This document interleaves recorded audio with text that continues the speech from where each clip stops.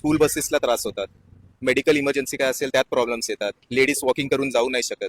म्हणजे विचार करा की बेसिक अम्युनिटीज ज्यासाठी आपण करोडो रुपये देऊन इथं फ्लॅट घेतलाय, पण आपले डेली पर्पजसाठी जे आपल्याला सगळं व्यवस्थित पाहिजेत तेच नाही आहेत आपल्याकडे. प्रिस्टीन इक्विलाइफ सह या परिसरातील अनेक सोसायटीज मधील अंदाज 5 ते 6 हजार रहिवासी अनेक वर्षांपासून मूलभूत सुविधांच्या समस्यांना सामोरे जात आहेत. चला या परिसरातील रहिवाशांकडून जाणून घेऊया त्यांच्या अडचणी.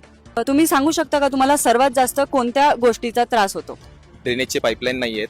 दरवेळी पावसाळ्याच्या टायमाला इथनं पाणी पूर्ण ओव्हरफ्लो होऊन आपल्या सोसायटीच्या गेटपर्यंत येते. फार मोठी नाली वाहते. ती नाली चोक झाली की सगळं पाणी आमच्या सोसायटीत, म्हणजे फक्त आमच्याच सोसायटीकडे नाही, आजूबाजूच्या ज्या सोसायटीज आहेत त्या तिथे सगळं पाणी तुंबलेलं असतं. इव्हन सोसायटीमध्ये सुद्धा ते घाण पाणी आतमध्ये शिरतं. त्या घाणीचा इतका आम्हाला त्रास होतो की मोठमोठे मच्छर या त्यामुळे इथे निर्माण झालेले आहेत आणि त्या मच्छरांचा प्रादुर्भाव इतका जबरदस्त आहे की त्यामुळे अनेक अशा आरोग्याच्या समस्या इथे निर्माण झालेल्या आहेत. पायाला हा जास्तीत जास्त त्रास होत असतो.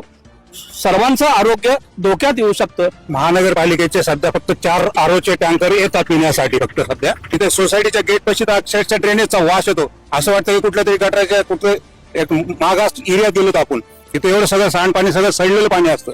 त्याच्यामुळे आरोग्याचा प्रश्न तर निर्माण होतोच. डास, मच्छर वगैरे सगळे आहेतच. या रोडला घाणीचं साम्राज्य तर आहे. तिथे मोठे मोठे डुकर आहेत. रस्त्याने जर चाललं, एखाद्या गाडी खाली डुकर जर आलं तर एक अवघड अपघात होण्याचे कारण आहे आणि झाले आहेत. ते सफाई कर्मचारी 2-3 दिवसानंतर इथे येऊन सफाई करतात, परंतु जो कचरा आहे का ना, कचरा तो केर बाजूलाच लावून देतात. अधूनमधून लेट जाते, दररोज सतत जाते. त्याच्यामध्ये आम्हाला ते हे करावं लागतं.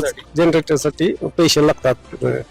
लाईट नसल्यामुळे जनरेटरचा वापर करावा लागतो. त्यासाठी महिन्याला 50-60 हजार रुपये जनरेटरसाठी खर्च येतो. आणि एकदा लाईट गेली की त्यांचं लोड शेडिंग सारखं, जसं खेड्यात लोड शेडिंग असते 8-8 तास, तशी 8-8 तास लाईट नसते. प्रिस्टीन इक्विलाइफ मध्ये एकूण 526 फ्लॅट्स आहेत. सोसायटीला 7 पेक्षा जास्त वर्ष झाली, पण अजूनही चांगली ड्रेनेज व्यवस्था नाही आणि पीएमसीची पिण्याच्या पाण्याची पाईपलाईनही नाही. रहिवाशांच्या म्हणण्यानुसार लाईट वारंवार जाते येते, सीसीटीव्ही आणि स्ट्रीट लाईट्स नाहीत, रस्ते तुटलेले आहेत आणि स्टेडियम जवळ रोज कचरा साठलेला दिसतो. पावसाळ्यात ड्रेनेज आणि पावसाचे पाणी रस्त्यावर साचते, त्यामुळे सोसायटीमधून बाहेर पडणेही अवघड होते. रहिवाशांनी पीएमसी कडे अनेक वेळा ऑनलाईन आणि लेखी तक्रारी केल्या आहेत, मात्र त्यांच्या म्हणण्यानुसार अजूनही कायमचा उपाय झालेला नाही. या प्रश्नांना लवकर तोडगा निघणार का, हे पाहणे महत्त्वाचे ठरेल. मी आहे व्हिडिओ रिपोर्टर लीला पंडोल आणि तुम्ही पाहताय पुणे पल्स.